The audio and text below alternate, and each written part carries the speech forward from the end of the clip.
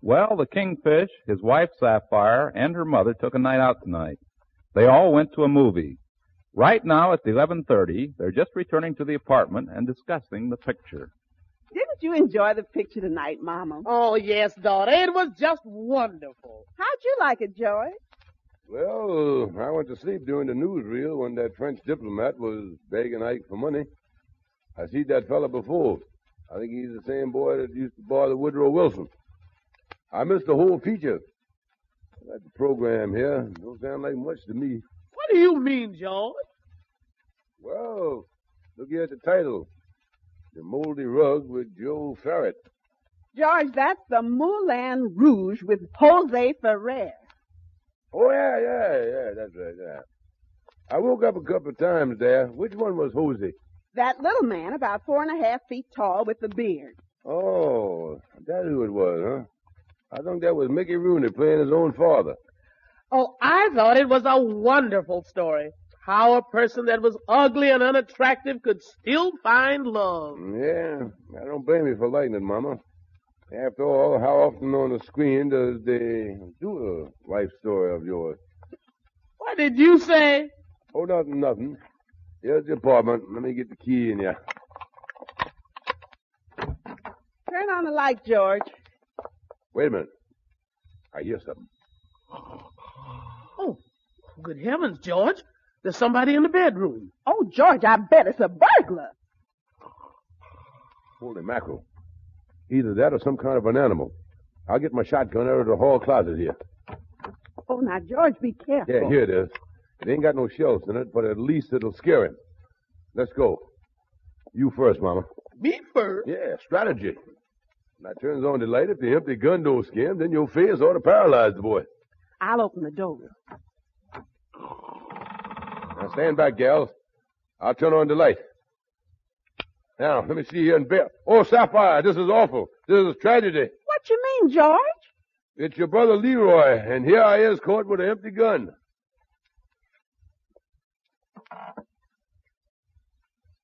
My, what a lovely breakfast this is. Yes, have some more wheat cakes, Leroy. Yes, son. Let me give you some more bacon here. And have some more coffee. And have some more toast. Here, Leroy, let me give you some more ham.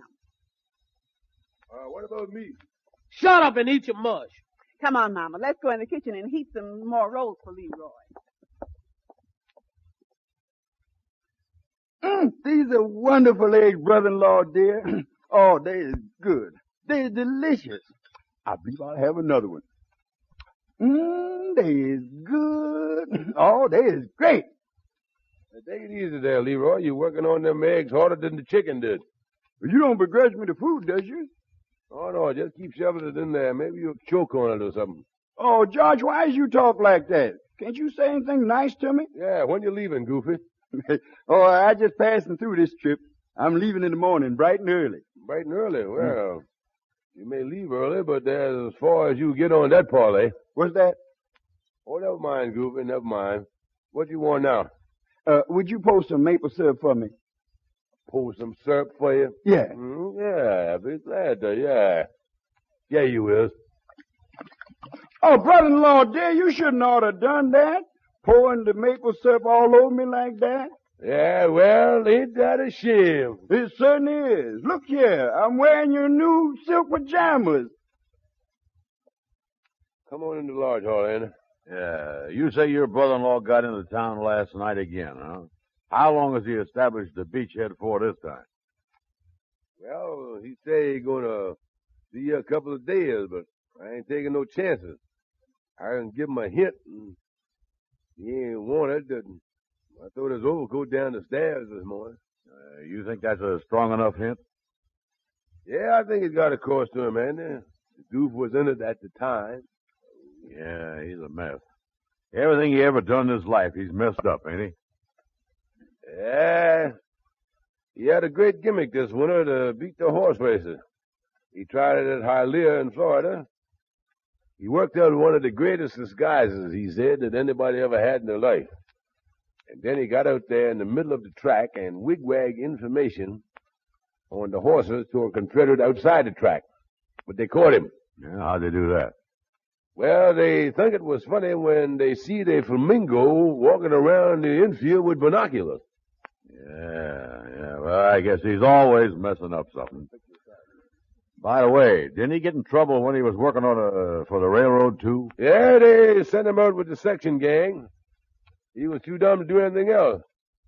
So when the gang was working on the road bed, they sent him up the track to watch for trains. Watch for trains, huh? What happened? Well, when he see the train coming, he was supposed to holler, "There she comes." Well, one day he fell asleep and woke up just in time to holler, "There she goes." He looked around, and there was no one left to fire him, so he quit. Yeah, well, I guess all you can hope for is in the 2 days he's going to be with you, he don't try to interfere and mess up nothing. You really hate him, don't you, Kingfish? I'll say I do. I'd kill that stupid goof, but with my luck, Sapphire and the mama would bury him in my best suit. Well, Leroy, it was nice of you to come over and see me. Yes, Amos. I didn't even know you was in town. Yes, Amos. I thought I'd drop over and tell you about the wonderful plan I got to help Sapphire and the Kingfish. Stop them two from fighting all the time. Well, Leroy, I wouldn't interfere there if I was you. Oh, no. This is a wonderful idea, Amos. Yeah. When I was back home last summer, I come across an old love letter that the Kingfish writ to Sapphire before they was married. I gonna show it to him. Yeah, well, it might work. Reading a letter like this might make them both realize, in spite of all the fighting, how much they really love each other. Yeah. I got the letter right here in my pocket. I'm gonna show it to them when they're in a good mood. Uh-huh. Leroy, I just noticed, ain't that the Kingfisher's gray flannel suit you wearing there? Yeah, I put it on this morning. It was raining and I didn't want to get my own clothes wet. Yeah, well, now look, Leroy. Just so there ain't no trouble, if I was you, I'd go home and put that gray flannel suit of the Kingfisher's back in the closet. Yeah, let him have his old gray flannel suit. His blue one fits me better anyway. Sapphire, I'm going down to clean it. You got anything to go? Well, let me look in the closet, Mama. Here's this old gray flannel suit of George's. It can go. Well, let me see if there's anything in the pockets first. Let's see. Why, here's a note. Ain't no envelope. Who could he be writing to? What did it say? My dearest darling. It ain't to the milkman. My dearest darling, I love you madly. You're so young and beautiful, I cannot live without you. Signed, your passionate sweetheart. Good heavens, Mama, George is writing a love letter to some other woman. I knew it. You can't trust any of them. But, Mama, at George's age, why, he's so old and broke down. Yeah, this is something all right. It's like a radiator in a junkyard starting to steam. Oh, Mama, what am I going to do? After all these years, George writing a love letter to another woman. And a young girl, too. Why would he get interested in a young girl? Well, daughter, that's the way it is. Even in the old man's home, it's the boys without the teeth that get the baby food. Oh, but what am I going to do, Mama? Sapphire, you'll just have to fight fire with fire. Now, if he wants a young gal, you is going to have to look and act just as young as she is. But, Mama... Certainly. You're going to dress young, act young, and take an interest in young things. You're right, Mama. If he's looking for a young gal, I'm going to be a young gal. That's the spirit, daughter. We'll go out and buy the clothes now. Now, don't throw that love letter away either. It'll come in handy later as evidence. Now, I won't, Mama. I'll put it right in this bureau drawer with these handkerchiefs. Come on, daughter. If he thinks the grass is greener on the other side of the fence, we'll teach him to stay home and clip his own hedges. Well, then, sorry. I guess there was no use of coming up here to my place for lunch after all, wasn't it? Yeah, Leroy really cleaned out this icebox. Yeah, what a pig he is. One time he was here, had a bowl of starch out of the icebox for custard. Yeah? Did it affect him? Well, for 2 days he was keeping the stiff upper lip clean down to his gallbladder. Yeah, well, it's a nice day. Let's walk down to the beanery. We can go down and, hey, wait a minute, Kingfish. Look out the front window here. Look at that. What is it, then? Look there, coming across the street. That young gal. Oh, you mean the one with the sloppy Joe sweater, the skirt, and the bobby socks?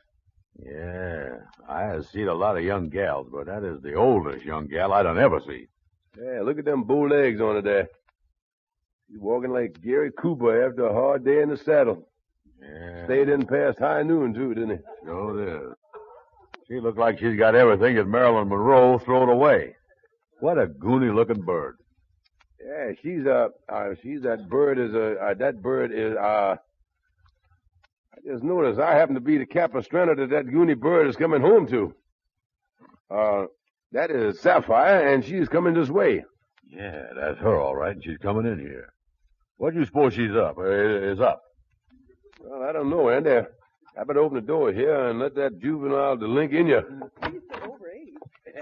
Sapphire, what is this? Don't you dig me, Squire? I'm cool as a mule and crazy as a daisy. Hey, wait a minute, child. What's this all about? Why you carrying on like this for? The trouble with you, George, you ain't real George. Get with it, cat. Hey, Baba Reba, zazu, ma. Huh? Andy, you ever see anything like this before? Well, my grandma used to carry on this way when she was hitting the vanilla extract. Yeah, what is this? Where you get that crazy outfit? Man, this ain't crazy. It's gone. Gone. Oh, it's so far gone it was never here. Excuse me for protruding, Sapphire, but you look awful funny in that outfit. Oh, what you talking about? This is what all us girls is wearing, sweaters and skirts. And I'll tell you something else. It was real wonderful being able to slip into a size 12. Yeah, I noticed the new shoes. Say, Sapphire, ain't you done something to your hair? Yeah, I noticed that too. It's different. Ain't got that wet mop effect no more. George, this is the new poodle cut all the slick chicks is featuring. Oh, it is, yeah. Is the slick chicks featuring the bald spot in the back too? Yeah, that might be a poodle cut, but I think you got a little Mexican hairless in there. Well, I gotta be taken off. If I stand around here with you two dreary cats, I'm gonna flip. See you later. Yeah, but wait a minute, Sapphire. Jambalaya, crawfish pie, and a chicken gumbo. You and me will have big fun on the bayou. Holy mackerel, ain't it? What do you think of that? Well, I don't know, but it was about the same stage of the game that come to Grandma's and fitted her for that leather housecoat with the buckles in the back. Yeah. I don't know what it is, ain't it? For some reason, she's trying to act young. Yeah. Say, how old is Sapphire anyway? Well, she's 40, ain't it? When's she going to be 41? Well, if it takes as long to get 41 as it did to get 40, I'd say about 9 years. Yeah. Well, this don't look good to me, boy. Sapphire's at a dangerous age. She's about at the time when them old gals get tired of their husbands and start looking for some young fella. Now, wait a minute, Andy. You don't have to be interested in somebody else. She might have got all fixed up like that to please me. To please you? Yeah. Look, Kingfish, when you put on an expensive funeral, you ain't trying to impress the corpse. Yeah, well, it's got me upset, Andy. Let's go down to the beanery here and get ourselves a bite. I always think better on a full stomach. Yeah, well, wait a minute, though. I was broke. You got any money? No, but wait a minute. I know where I can get some, though, right in the house here. Little secret place. Sapphire always keeps some change in the bureau drawer here. Snitch for 40 cents here. She always keep, wait a minute. What's the matter? What is this note you got here hid in the dresser drawer here? My dearest darling, I love you madly.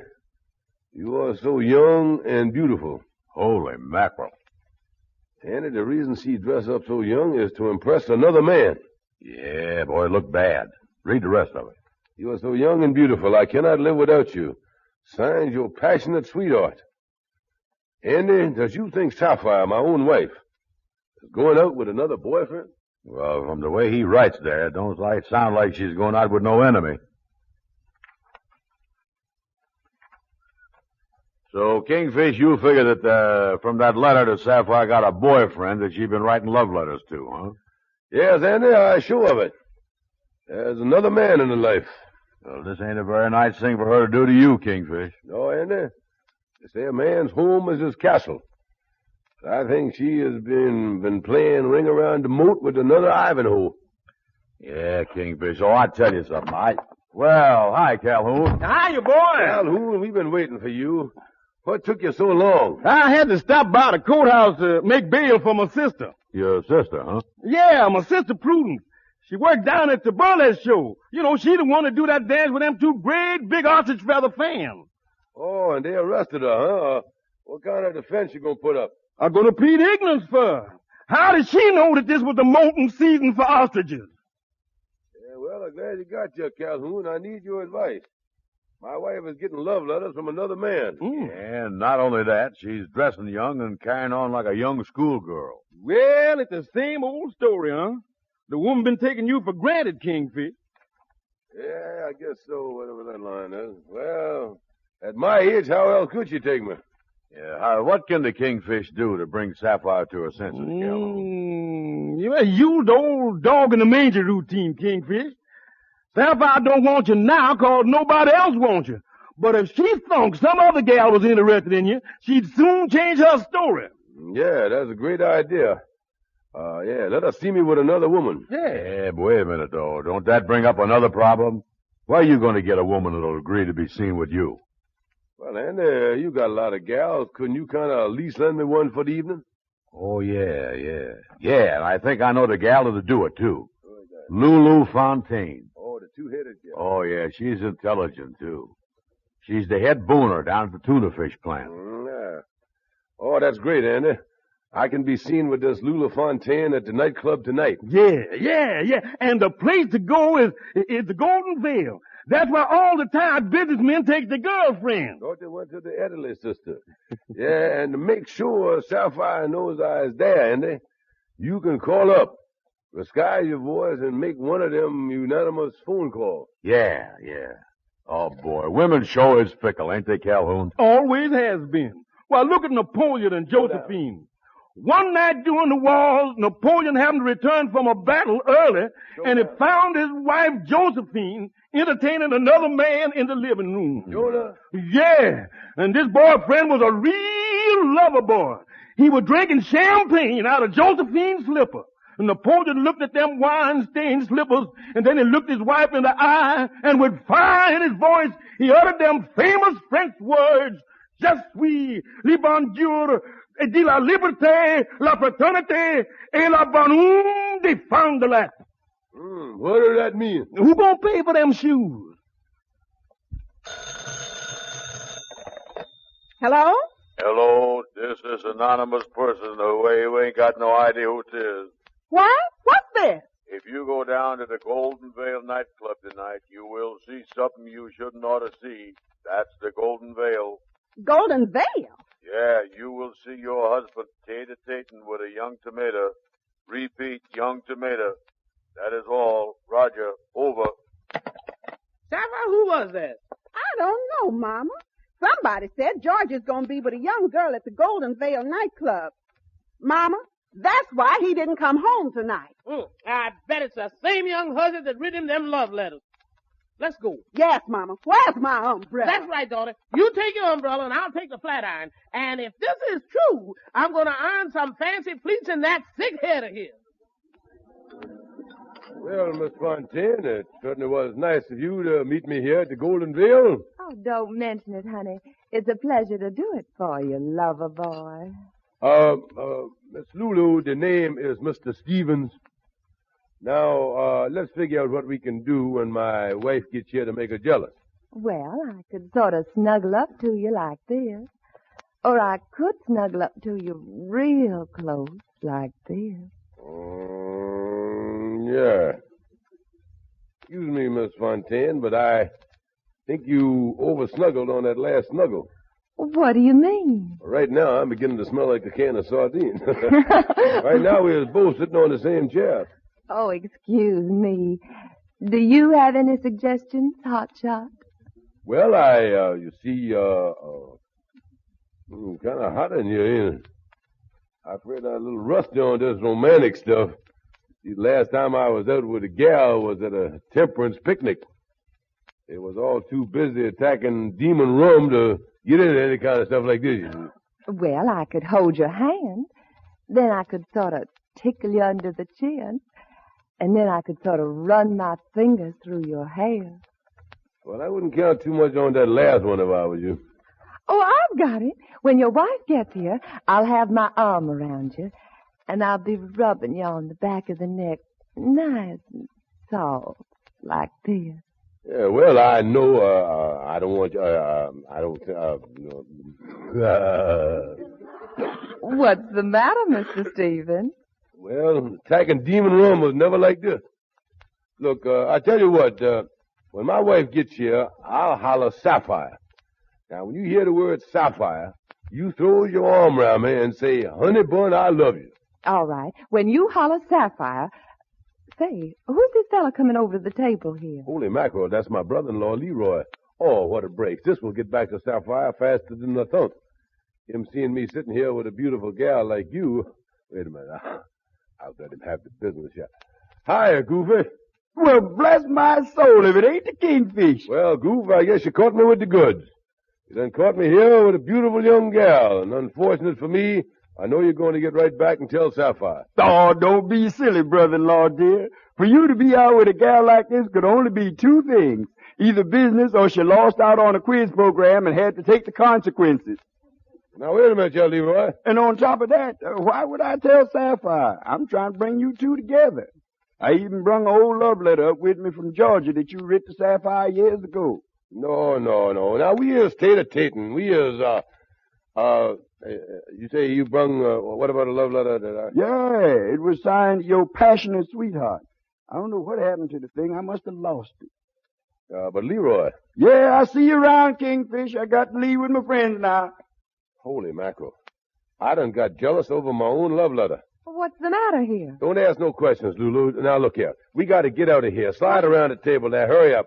Excuse me, lady. Well, George Stephen. Sapphire. Honey Bun, I loves you. Lulu, let go of me. Let go of me. This is my wife. This is Sapphire. Honey Bun, I loves you. So, George Stevens, this is the husband that's been writing you them love letters. Look, Sapphire, Mama, I can explain. Explain nothing. Take this. No, not the umbrella. No, not the iron. Mama, please, help. Yeah. Now, wait a minute. Look, everybody stop shouting around here, will you? My head is still aching from the beating I took in the restaurant. George, we found this love letter, and then we caught you with that hussy. We got the goods on you. Yeah, you can't weasel out of this. Now, look, that's why I waited for Leroy here to get home so he could explain it. Now, explain it to him, Leroy. Yes, Sapphire and Mama, I'm afraid George ain't to blame this time. This is all my fault. Your fault, Leroy? Yeah, I found this love letter back home. Sapphire, George done writ you this letter before you was married. I brung it up here 'cause I thought that if you both read the letter, you might be able to recapture the love you once had for each other. Oh, dear me. George, let me see that letter again. My dearest darling, I love you madly. You're so young and beautiful, I can't live without you. Signed, Your Passionate Sweetheart. Oh, George, you wrote this love letter 22 years ago to me. It was your proposal. Yeah. And when I found it, I thought some fellow was writing to you. I misjudged you, honey. George, and I thought some young girl writ it to you. Oh, I'm awfully sorry, my dear. Leroy, I think we better leave George and Sapphire alone. Yeah, I think so too, Mama. Come on. All right. Didn't even recognize my own writing. Of course, like everything else, it's changed a lot in 22 years. George, that letter does something to me. Don't it make you realize something, too? Yes, it do. It make me realize something very, very important. Really, George? Yeah, if I'd never written that fool letter, I wouldn't be in the mess I've been in for the last 22 years. Selling your car to Carvana is as easy as... As easy as pie? Sure. All you have to do is enter your license plate or VIN. As easy as a stroll in the park. Okay, then just answer a few questions and you'll get a real offer in seconds. As easy as singing. Why not? Schedule a pickup or drop off and Carvana will pay you that amount right on the spot. As easy as playing guitar. Actually, I find that kind of difficult. But selling your car to Carvana is as easy as... Can be. Visit Carvana.com or download the app to get an instant offer today.